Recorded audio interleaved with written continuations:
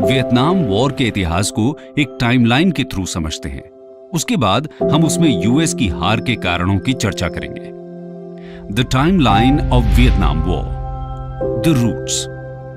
दोस्तों, Vietnam war की शुरुआत तो 1950s में हुई, लेकिन इसकी रूट्स काफी पुरानी है।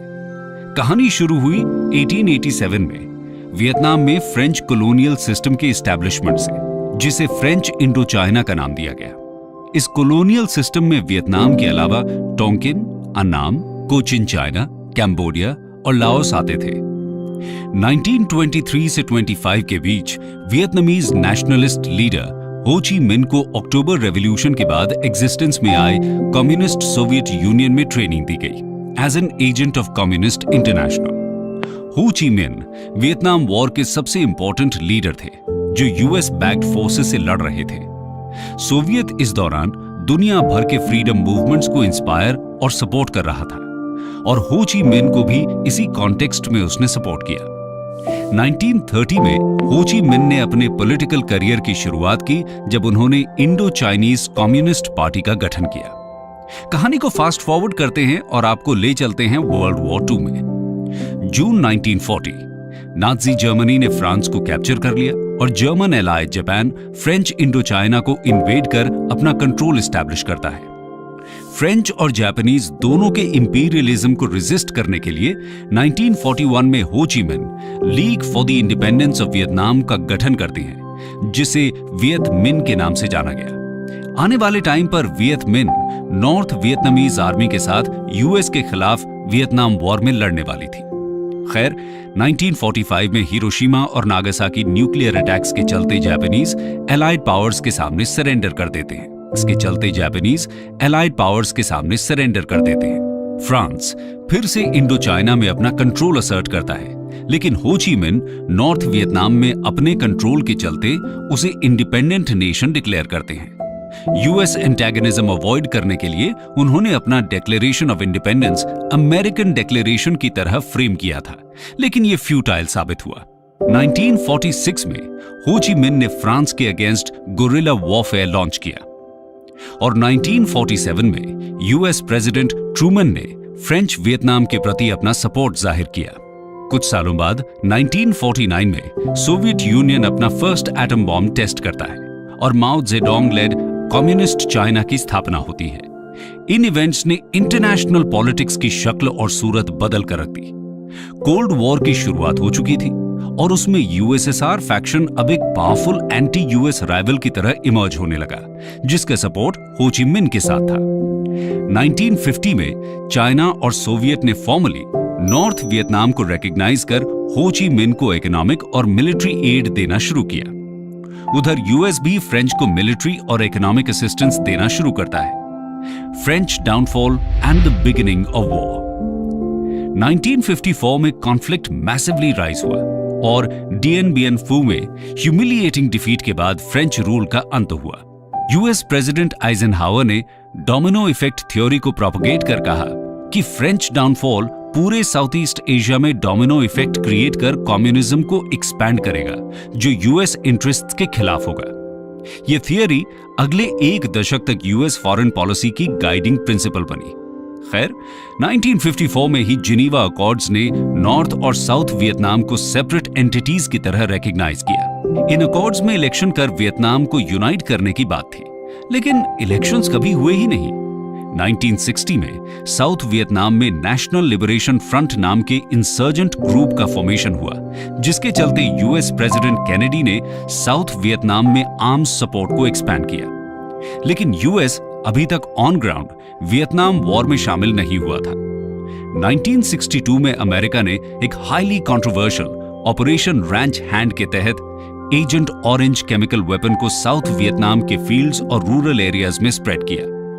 ये नॉर्थ वियतनाम में वेजिटेशन को खत्म कर गोरिल्लाज की छुपने की कैपेसिटीज को कम करने के लिए था, लेकिन इसके इंपैक्ट्स काफी डेंजरस थे और कई लोकल्स और सोल्जर्स आज भी इसके साइड इफेक्ट्स झेल रहे हैं। इसी दौरान 1955 में पावर में आए Catholic nationalist ngô Dinh Diem के प्रति साउथ वियतनाम में सपोर्ट कम होने लगा। उनके प्रेसिडेंशियल पैलेस में बॉम्ब अटैक भी हुआ। ये डीएम के कैथोलिक माइनॉरिटी की तरफ एक्सट्रीम फेवरेटिज्म के चलते हुआ, जिससे वहां के बुद्धिस्ट्स नाराज थे। 1963 में डीएम ने बुद्धिस्ट प्रोटेस्टर्स पर ओपन फायर करवाया, जिसने बुद्धिस्ट क्राइसिस को जन्म दिया। यूएस ने भी रियलाइज किया कि डीएम के सपोर्ट से उसका इंटरेस्ट फुलफिल नहीं होगा, इसलिए उसने डीएम के अगेंस्ट मिलिट्री कू के थ्रू उसे ओवरथ्रो करवा दिया। 1963 से 1965 तक साउथ वियतनाम में 12 गवर्नमेंट्स बदली गई और ये पॉलिटिकल इंस्टेबिलिटी भी यूएस लॉस का कारण बनी। US soldiers enter into Vietnam. 1963 में यूएसए के प्रेसिडेंट कैनेडी का असैसिनेशन हो गया और लिंडन जॉनसन नए प्रेसिडेंट बने। 1964 में यूएस ने नॉर्थ वियतनामीज पर गल्फ ऑफ टोंकिन में यूएसएस मैडॉक्स डिस्ट्रॉयर शिप पर अटैक का आरोप लगाया। इसके बाद यूएस कांग्रेस ने Gulf of Tonkin resolution pass कर यूएस प्रेसिडेंट को पावर्स दी कि वो कोई भी नेसेसरी मेजर्स ले सकते हैं, including on ground armed forces in Vietnam. March 1965 में finally US marines first combat troops की तरह वियतनाम वॉर में एंटर करते हैं और 1969 तक वियतनाम में 5 लाख से ज्यादा यूएस फोर्सेस स्टेशन थी। लेकिन कुछ इनिशियल सक्सेसेस जैसे बैटल ऑफ स्टारलाइट के अलावा यूएस लगातार वियतनाम में चैलेंजेस फेस करता है। Tet offensive and loss of popular support. April 1967 में यूएस में मैसिव एंटी वॉर प्रोटेस्ट्स देखे गए। ये प्रोटेस्ट्स यूएस के वियतनाम में हुए लॉसेस के चलते हो रहे थे।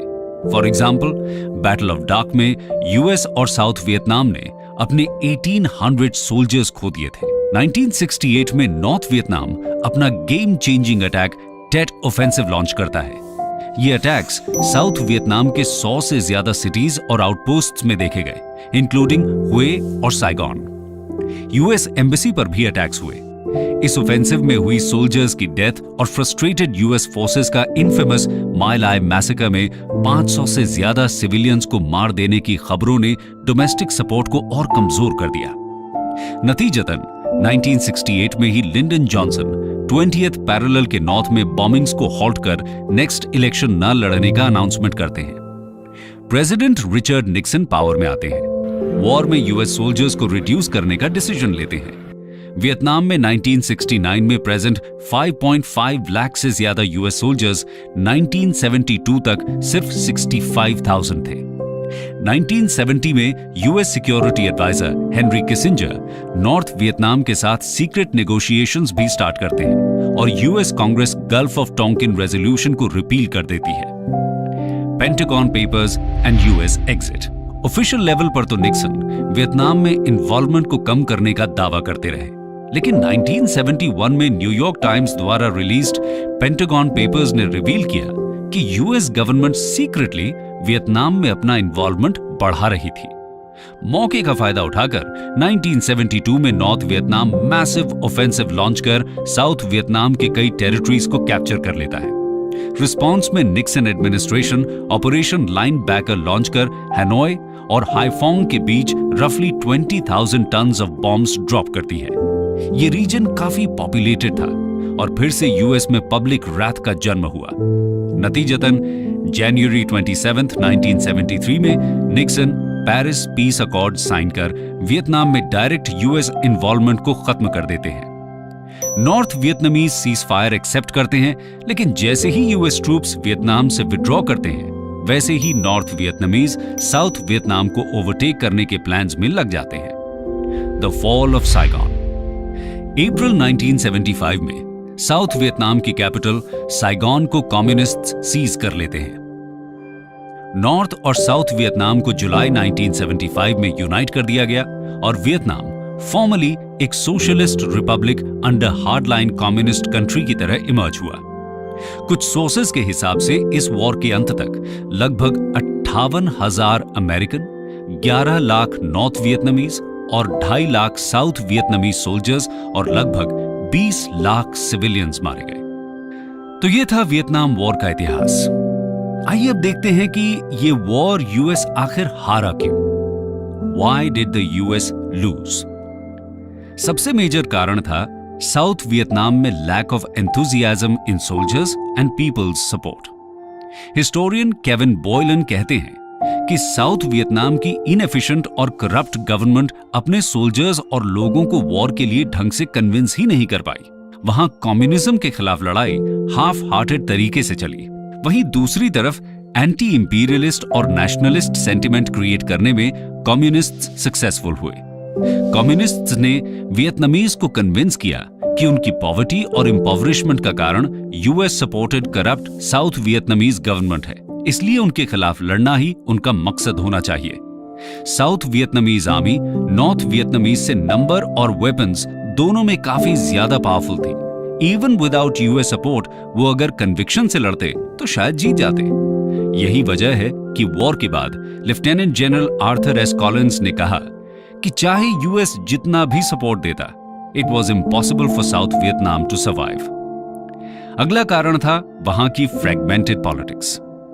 सदर्न वियतनाम में कम्युनिज्म को लेकर ऑपोजिशन काफी फ्रेगमेंटेड था और कम्युनिज्म के खिलाफ स्ट्रॉन्ग सेंटिमेंट्स रखने वाले लोग भी धीरे धीरे कम हो गए। वियतनामीज का पॉपुलर सपोर्ट कम्युनिस्ट गुरिल्लाज की तरफ शिफ्ट हुआ और सिविलियंस ने उन्हें अपने घरों में पनाह दी। यूएस के लिए सिविलियंस और गुरिल्लाज में डिफरेंशिएट कर पाना कठिन हो गया।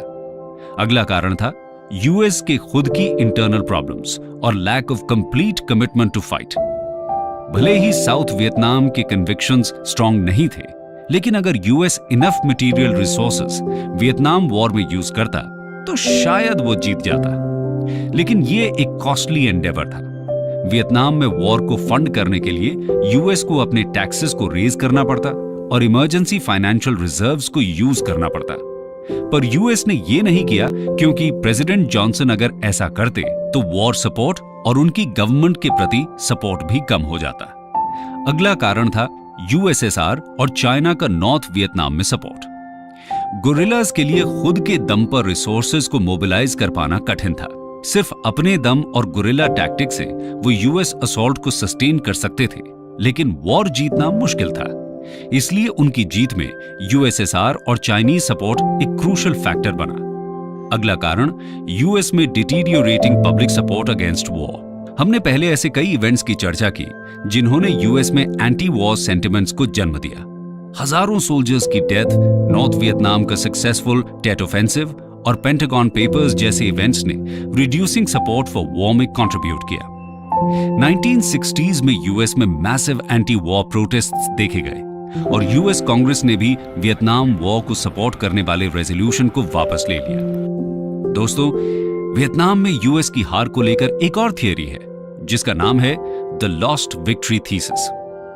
इसके हिसाब से यूएस वियतनाम में जीत की कगार पर था, लेकिन वो सिर्फ डोमेस्टिक फैक्टर्स और नेगेटिव मीडिया रिपोर्टिंग के चलते हारा। इसका दावा है कि एक्सपर्ट्स का वॉर के वक्त ही यूएस वीकनेसेस का मीडिया के थ्रू प्रोपगेशन यूएस के लिए भारी पड़ा। इस नेगेटिव मीडिया रिपोर्टिंग ने नॉर्थ वियतनामीज के कॉन्फिडेंस को बूस्ट किया और वो फियर्सली लड़ते रहे।